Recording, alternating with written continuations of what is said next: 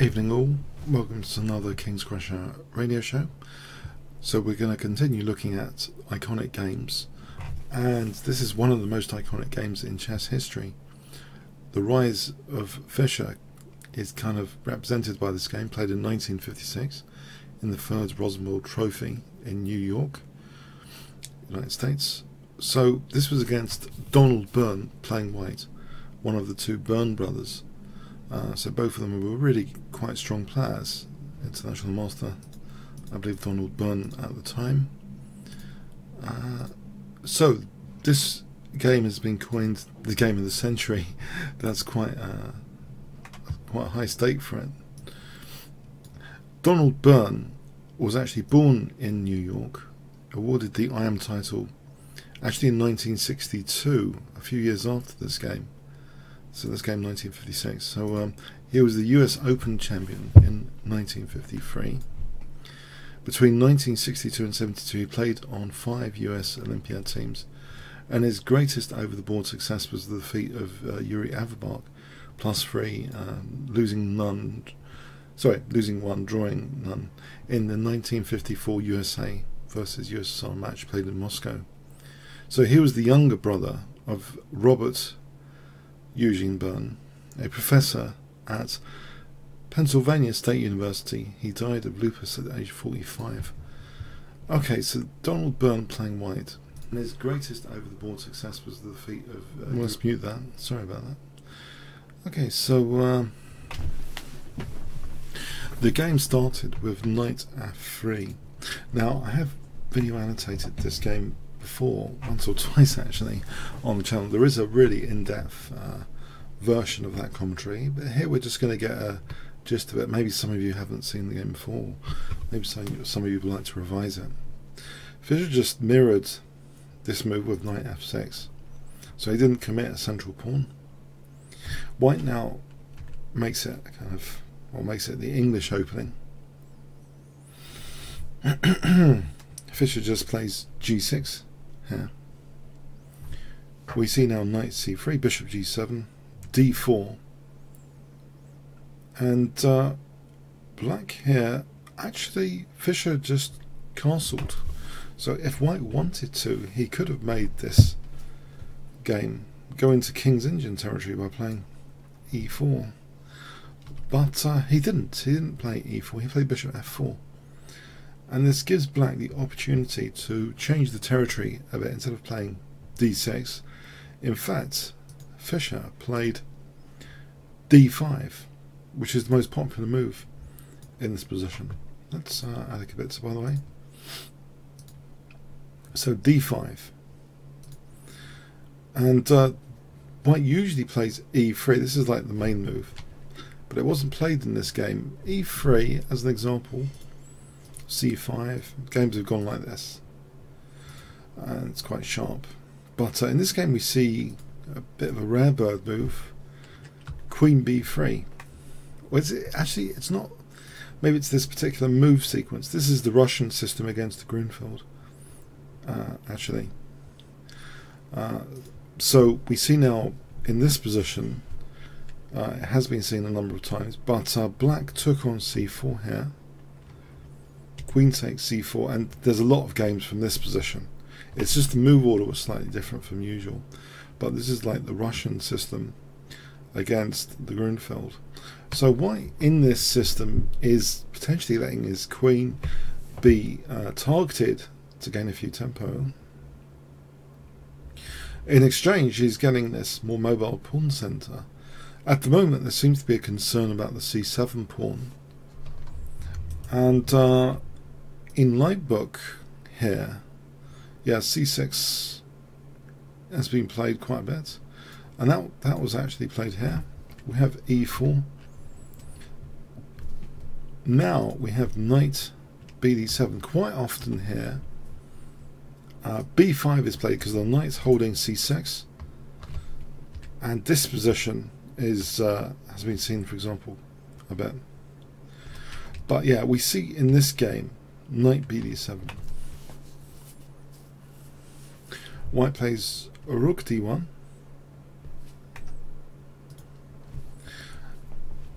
So this kind of starts to create a bind on black. It kind of further discourages any e5, but the tempo gain on the queen is made.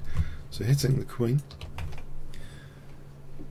The queen actually perhaps should have dropped back to d3, but we see queen c5.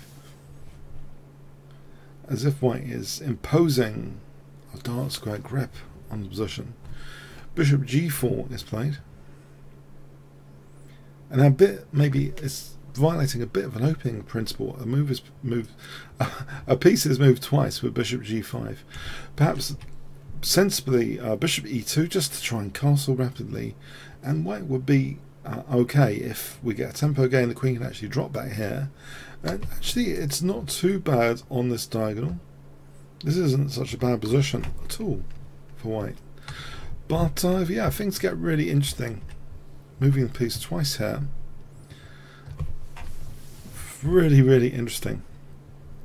And in fact, immediately, the engine is extremely excited and is finding the move that Fischer played in this position. So it's pretty excited. The engine as well, just immediately. This position here after bishop g5. So there's a certain ingenuity to create some very interesting, well, forcing move sequences here. I'm sure most of you have seen this game, or maybe some of you haven't. But let me ask you, black's play. So what would you play as black in this position? I'm pretty sure a lot of you have seen the game. So, but if you haven't, especially, what do you think black should play here?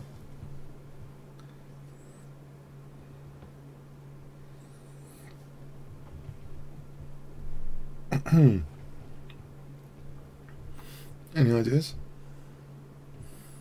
It's really the technical precision of Fischer at this young age is just amazing to find this super accurate move in this position. Okay, the queen, as I mentioned earlier, one of the fundamental things about the Russian system is the queen is subject to harassment, but here that aspect is absolutely maximized with this move knight a4. Yeah, so hitting the queen, offering the knight. Now here on knight takes a4, this wasn't played actually. The queen dropped back. If knight takes a4, we see a powerful forcing sequence. Knight takes e4. And whatever way this is cut, black ends up being better here. If the queen drops back here, we can take on g5, exploiting this pin. And here we can take on d1. And if queen takes d4, white is not only not castling, he's just in huge amount of pain here. If we try and rescue the knight, queen takes g2, and it's just devastation. So this devastation is just all kicked off from this move knight a4. Potentially, it's remarkable. It's really, really powerful.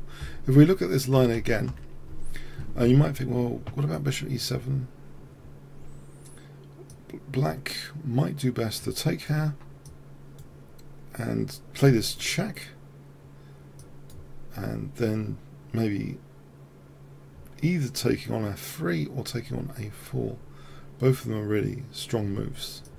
In fact, this is just devastation as well for white. So yeah, this opportunity, this moving the piece twice, seems to be hugely punished by this knight a4 move, because it is a target there, it seems, to this knight fork after knight a4. So Fischer, this is a brilliant technical move. Knight a4, brilliant. All the variations. Just look at again. Queen takes e7. There'll be check, and then we can just take on a4, and this is horrible for white. If bishop e2, it's just murder in the center. It's just absolute murder, because yeah, things are dropping off Yeah, it's just so crushing if yeah, all of these possibilities.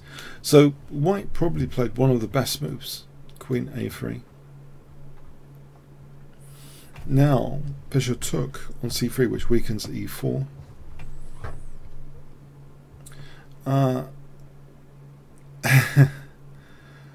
Okay, but you might think there's a paradox here because it seems to strengthen white centre, doesn't it? Doesn't this strengthen the white centre? But these paradoxes are, even at Fisher's young age, he accepts these apparent paradoxes and sees further beyond them to see, is that really the truth of it?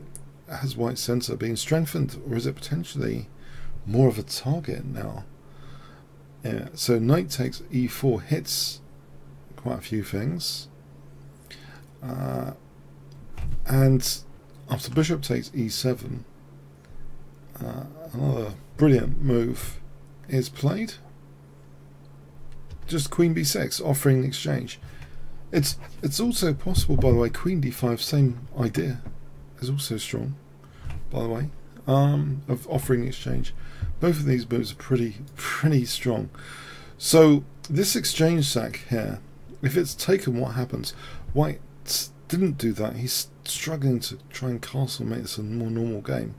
He played this move, bishop c4. But if he took on f8, bishop takes f8 hits the queen. And the problem here is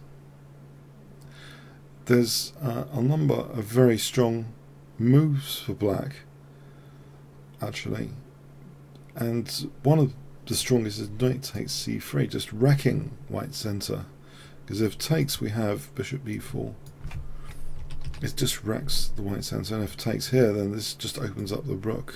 And this rook has to move, say, somewhere. And this is just really good for black. This is just so much for black. So much. Yeah, so a brilliant exchange sack here, queen b6. With the king still in the centre. So white, yeah, he tries to make the game more normal. Again, bishop c4. But now Fischer played knight takes c3. It's brilliant move after brilliant move in this game. So if this is taken, this wasn't, then that bishop can be pinned. And it's going nowhere, actually, for example, like this. And if white castled here, he's just worse. This is just worse. You can see black is a pawn up, and he's got a fragile centre as well. These bishops are nasty. Everything's pointing at d4. Looks pretty elegant for black. Amazing. So, yeah, after knight takes c3, we have actually this move, bishop c5. But now Fischer slips in a check. Now after king f1, another absolutely brilliant move. Part of this whole concept here, because the queen and knight are attacked. So actually, yeah, black has got some issues, it seems. But this absolutely brilliant move was played here. If you haven't seen it, well, you might want to have a go. Black to play.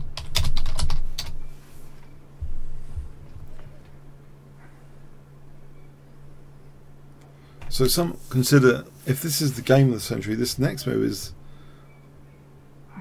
the counter of the century.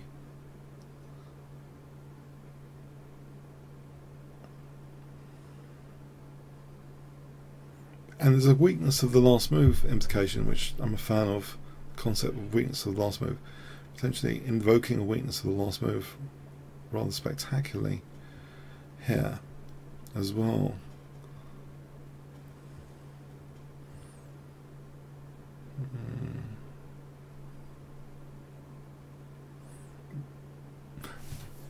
It's bishop e6. Now the weakness of the last move, which is invoked spectacularly, which for me is a great points winner, especially in blitz and even longer games, is if white took, that bishop is no longer guarding b5. So say white didn't take the queen, and then we can just immediately use that new parking space available for the queen. Queen b5 check, and this is leading to mate. You know, if here, then it's like mate, and if here, then we have this mate sequence, double check. I have king e1, queen e2, or we have this pretty mate here, which is given a name with the two rooks like that. It's I think epaulette mate. Or something. It's like a military badge of honor. The king mated like that.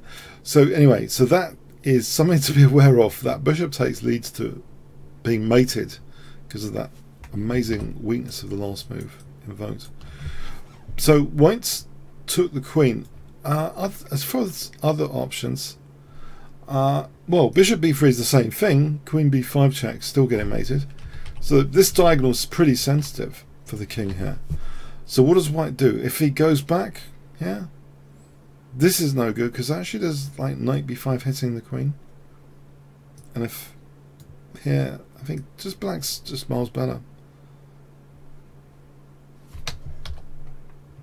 b6 is coming to trap the bishop soon. It's horrible. So anyway, white basically after this move took the queen, and we get a wonderful seesaw check mechanism. Now the seesaw check is wonderful because it sort of gathers material via checking all the time. So it's a great thing. We have a check, gathering some material, check, seesawing the check, check, a takes b6, a bit of a delay for a moment to carry on the seesaw, just hitting the queen, and actually another delay, rook a4, hitting the queen again, and in fact there's no knight e2 check is good, but actually it's just probably best just to take the rook.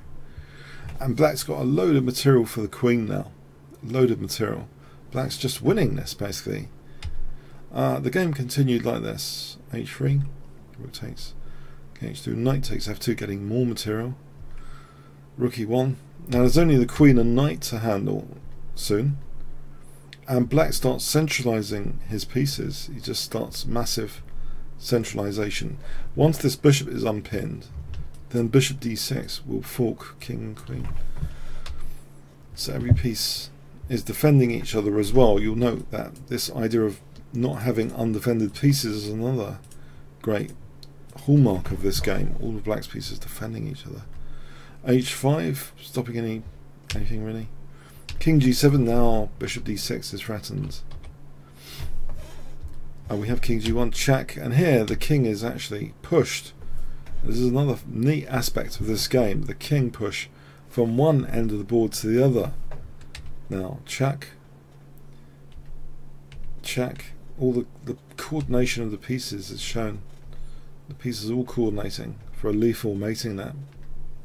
Checkmate. So a masterpiece in 1956, early in Fischer's career. So yeah, quite a few Fischer games end up in the 1950s being at ChessGames.com being marked as the best of the best. Not just this one, but there's other games coming up. But this is like the start of this major Fischer era.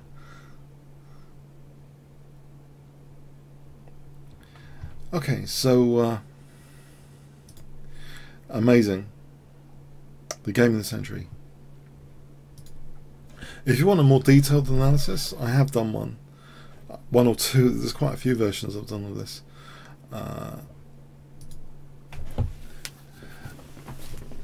So there's quite a few lessons to learn from this game. The first one is about moving a piece twice in the opening, leaving the king a bit too long in the center. We have weakness of the last move invoked, actually invoked to get this diagonal. We have seesaw check mechanism behind the scenes. We have piece coordination demonstrated to drive the king from one end of the board to the other, and also in By the way, we have also things like centralization and keeping all the pieces protected. So there's a load of concepts also demonstrated really amazingly by this game. So, great game. Okay, let's go now on to the next game I'd like to show you. Hope you enjoyed that one. So Hans Mock called this the game of the century, this game we just looked at. And the Russians were really starting to take note of Fischer as well after this. Okay. Now this game I'm going to show you is 2 years later. Desmetanov was playing black against Lev Polgiavsky. So we see d4 and Polgiavsky, sorry, d4 from Polgiavsky. Desmetanov played knight f6. We have c4, d6, knight c3, and black is playing e5 here. He doesn't mind the queen's coming off. In fact, this concept, of course, is in the very popular Berlin variation in Roy Lopez, that black doesn't mind necessarily king displacement. And here, black doesn't mind king displacement. Because if white did take here, it's going to get nothing virtually. This position, although the king's displaced, what it has done for black is open up this bishop, and c5 is actually a great square for black. There isn't actually a corresponding square for white. And I know some very strong players that really love this position. It can be a very comfortable position for black. And it's thought to be equal, basically. So yeah, white, this variation, old Indian defense, white played e4. And we have e takes now, queen takes, knight c6, queen d2, which although blocks in that bishop is destined to occupy b2. So g6, b3, bishop g7, bishop b2. So it looks fine for white. It seems as though white's achieved a sort of Moxie bind on d5 for the moment. Black castles, bishop d3. Now, actually, yeah, bishop d3, bishop d3. What was wrong with, say, bishop e2? Is there anything wrong with bishop e2, you'd think? The thing is, there's already pressure on the e file, so you know, black could start pressurizing that e file, and the dark squares are quite nice here. So yeah, white perhaps wanted to support e4, so he plays bishop d3. But now a very energetic move, knight g4, which introduces a few immediate concerns for white. This pesky knight, for example, even bishop d4, a few immediate concerns here. White played knight ge2, ready to castle potentially. If he played knight f3, you might think that's more sensible, but actually this allows bishop h6, and that's annoying. This position is slightly annoying. Maybe he had in mind, perhaps, with knight ge2, to answer this move in particular with f4. Maybe that was the intention of knight ge2.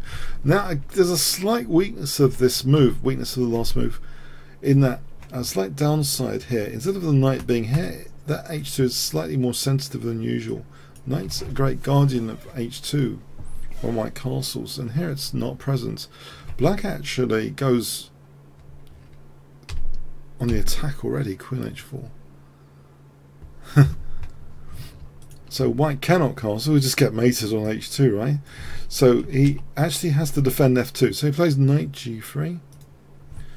Then we have knight ge5.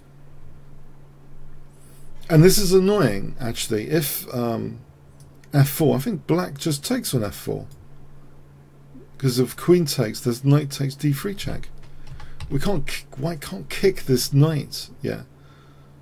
Also, just taking here is probably bit more controversial. Knight d5 is not as good as just queen takes f4 actually. But anyway, this knight's tolerated for the moment. White castled. And we have the knight coming. No, the knight could have come in actually. That would have been dangerous. Knight g4, it shows already. Black's position is pretty dangerous here already. Just from a technical perspective, Black's position is already dangerous. Because knight g4, apparently, this is quite good for Black.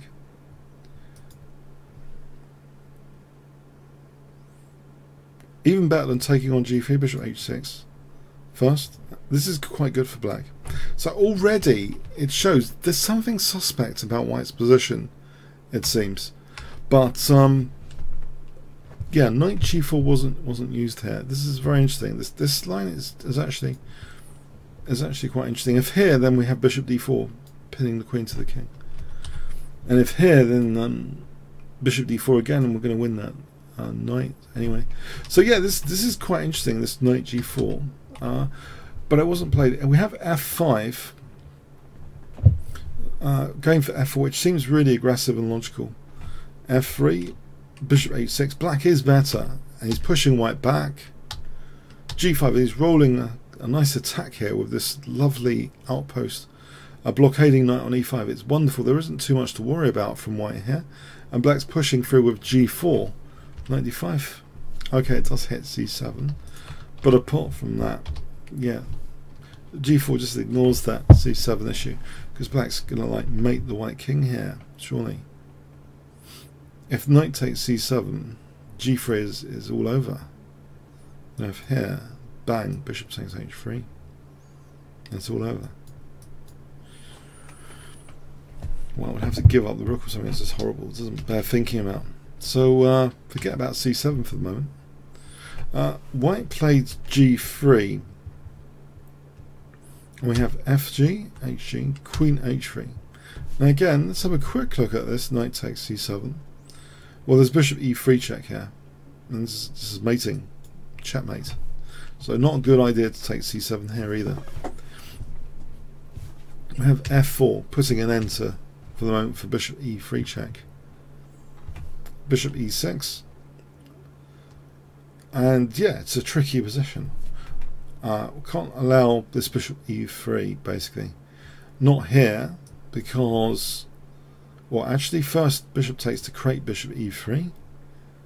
And if say here, bishop e3, and we get a mate, checkmate. So it's a bad idea, yeah, it's a bad idea to take on e5. We have our bishop c2 here instead. Rook f7. Just going to double rooks. Just going to double rooks. Essentially. King f2. Check. And now taking on d5. And now knight b4. Rook h1. And isn't this a problem? This queen and bishop all have been skewered. Yeah, this is a problem, isn't it? Because if queen g2, White just takes this. Has Black just blundered? Because actually, if he's not mating here, and he doesn't seem to be, then White's winning, actually. White's winning. So this is a crunch moment, this. It looks as though White's just won material here. But this is the magic of this particular game. This is a key move. Key move of this game. Black to play here. Guess what Black played?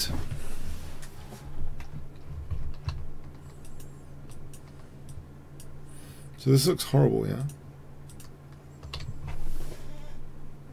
It looks also as though White sealed all the files, you know, he's just created a shelter for his king. His pieces are all behind the pawns, if you look at this. The pieces are all behind the pawns. The black pieces seem to be kept at bay. What could possibly go wrong here?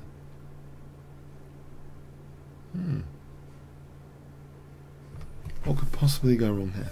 Well, Black played rook takes f4. Amazing. Now, first things first. If rook takes h2, check, double check is made use of, forcing the king to move. Now this is the game continuation. Actually, it's a game continuation actually. So what if g takes? Here, like in the Fischer game, a weakness of the last move is invoked. Actually, bishop takes drags the knight literally away from g3 here. This is the key thing, it's dragging the knight away from protecting g3, and even queen g3 is then immediately strong in this position, but even stronger is knight takes c2 check. That absolutely wins material, because there's another weakness, this connection between h2 and c2 has been created. So this is winning the queen. White would have to give up the queen, and there's nothing going on here for white. So that's why that is so devastating. It's opening up this, and it's also creating this square, but this is good enough to make contact for knight takes c2. That's good enough. And there's, you know, what does white do here? King d4. There's check, just a mate in 2 actually. Checkmate. So this is not a good idea. G takes, and if knight takes, again, knight takes c2 is pretty strong. White would have to give up the queen, same idea. So yeah, this is absolutely a crushing idea, it seems, in terms of takes. Just to recap, this forcing move is wrenching open this rank. It's wrenching it open, as well as weakening g3. Even g3, just to demonstrate that weakness of the loss. This is even good actually for black. This is even good as well, by the way, just to show the strength of black's position. This is winning for black as well. It's an absolutely crushing position, but even better is just taking on c2.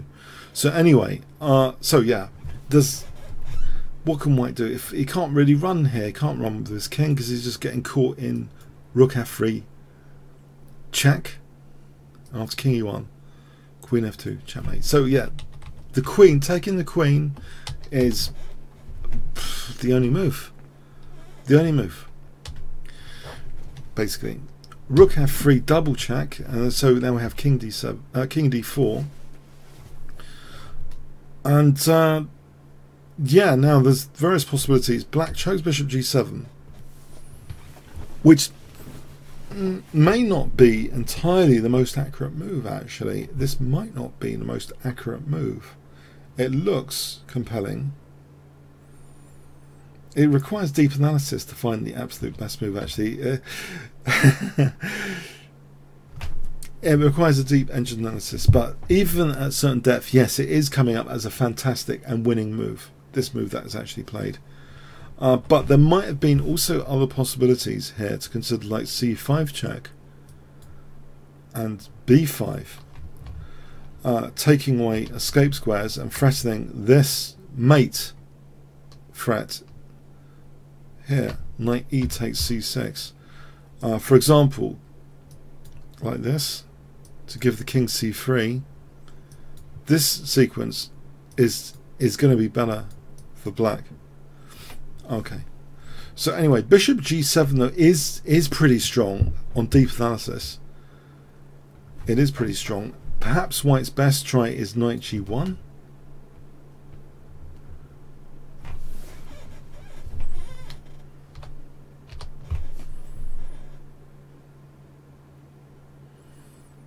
But apparently black is winning this with rook takes g3.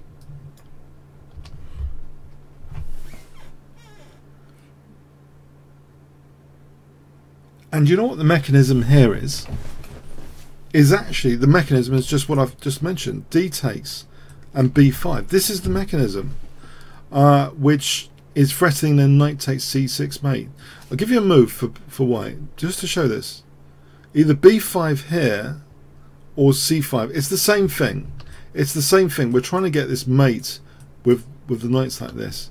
b5 here is totally winning because there's a threat of actually the mate here is threatened. It's taking away that c4 square. So this is actually a mate in one threat, knight e c6. There's no defense there. So yeah, after this knight g1 attempt, rook takes g3. Say knight e2, the knight just let's have a look at this position.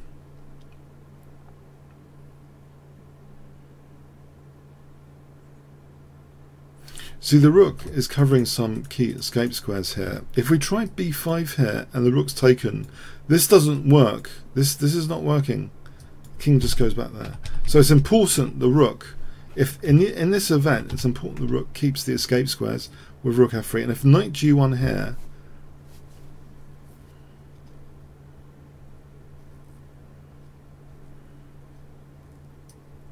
this check. This should be good enough because it's, yeah, there's a check here. This is actually threatening. It's complicated stuff. There's threat of b4 mate there. It's just totally winning for black. Yeah, it's totally winning. So actually, you know, there's no actual defense here. It seems to Nesbetinov's move. The reason I mention this, it seems at first, if you put this through a modern engine, knight g1 at first is given as a possible defense.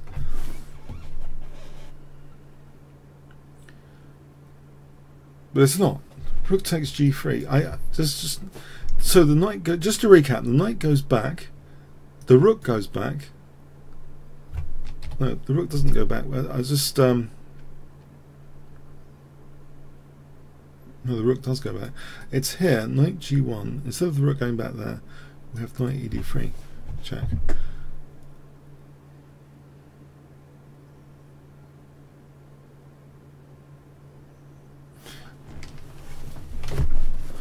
I just want to clarify this for my own interest. I want to clarify this sequence.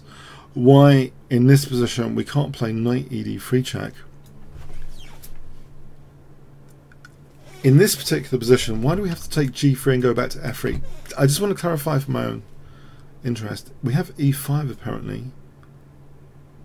Bishop takes e5, king c4. And if knight takes b2, this apparently isn't good enough. This actually isn't good enough compared to the other line. White is actually okay here. If we look at this position, white is actually apparently okay here, even with an advantage.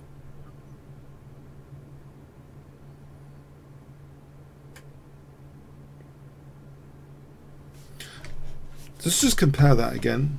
I just want to compare that for personal interest now.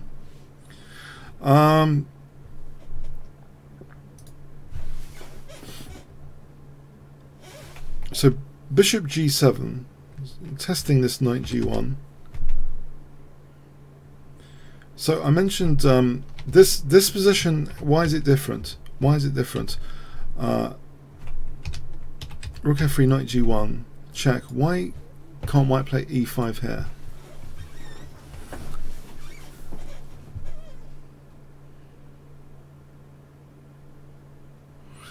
This is different because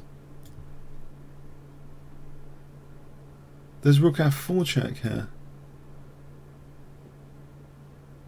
And if king b5, then white gets mated quite quickly after a6. Knight takes c2. This is a forced mate in 2 now.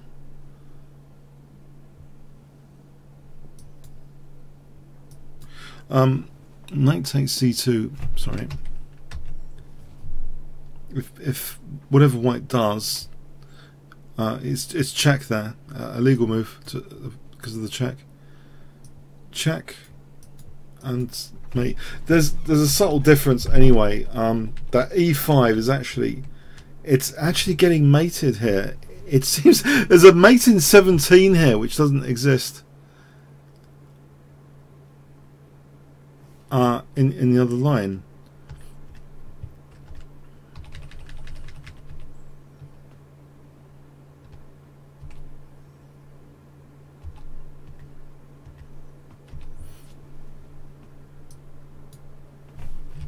So just to recap again, just for sanity, e5, yeah, of course, there's a mate in 17 because the pawn has been taken away from f4, which means this is a winning resource compared to the other line.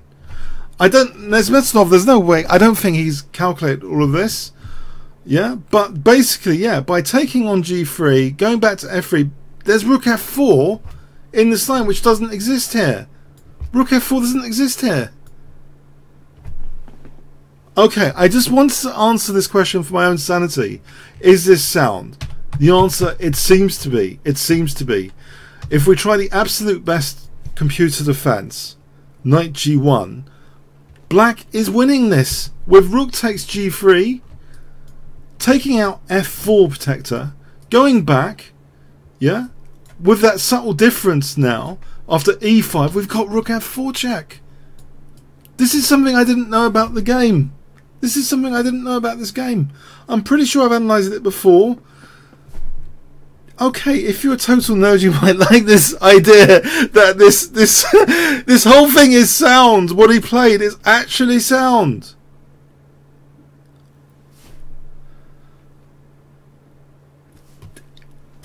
It's sound.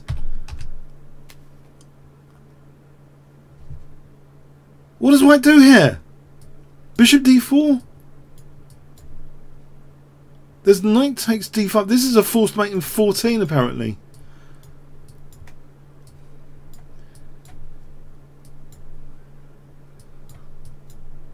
Well, we get the picture now, yeah? Well, for example, knight b2, double checkmate.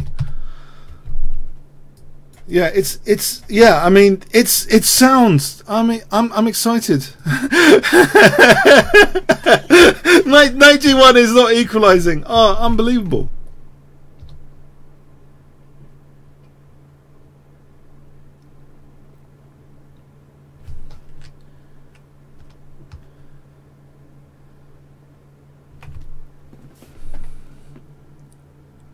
At a certain depth, it thinks knight g1 was equal, and then it changes its mind. Amazing. Okay, anyway, white played a4, and this now is a forced checkmate sequence in 8. So a4 doesn't really help the situation. The absolute critical test of this game is knight g1. This is a forced mate now. c5 check, d takes, b takes, with the threat of c5 checkmate. That's the immediate threat. The knight's taking d5, this knight's taking c4, both the rook and knight are on d3, the rook's on e3, all the escape squares are taken. c5 is the threat. White plays bishop d3 to give himself king c3.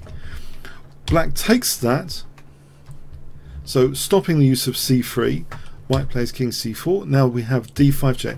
This is an absolute forced sequence. Absolute force. Check. Knight c6, and it will be mate next move. White resigned. If king a6, rook b6, checkmate. Now I did get carried away there. It's because I have analysed this game before, but you know, since I analysed the game, it might have been a few years back or something. Oh, I've got a more powerful computer here. In real time, this can actually get to quite high depth, and I'm not entirely sure if I've mentioned this knight g1 thing before. I'm not sure I mentioned that before, so I'm happy to find this line. The significance of taking out a pawn is major, it seems. Okay, so anyway, okay, on that high, I hope you have a good rest of the week, and I hope you enjoyed these two games. Now, in terms of instructive principles from this second game, just to recap, can we take away any generic, general principles? Well, the old Indian is inviting the exchange of queens. White avoided the old Indian, but seemed to get in a bit of trouble actually with his knight on e2. It seemed to encourage black to have some massive attack, sort of accelerated King's Indian pawn storm. The queen, it seems on the surface, was a subject of tempo gain to win material, but that totally backfired. Black made use of things like double check mechanisms and drawing basically a king hunt. And the variations are just something else, taking out a pawn, how that can be the straw that breaks the camel's back, taking out that g3 pawn. It's just incredible to me. as a discovery. Okay, so that's it. Okay, thanks very much. Comments, questions, likes, shares, appreciated. Thanks very much, and see you next week. Cheers then.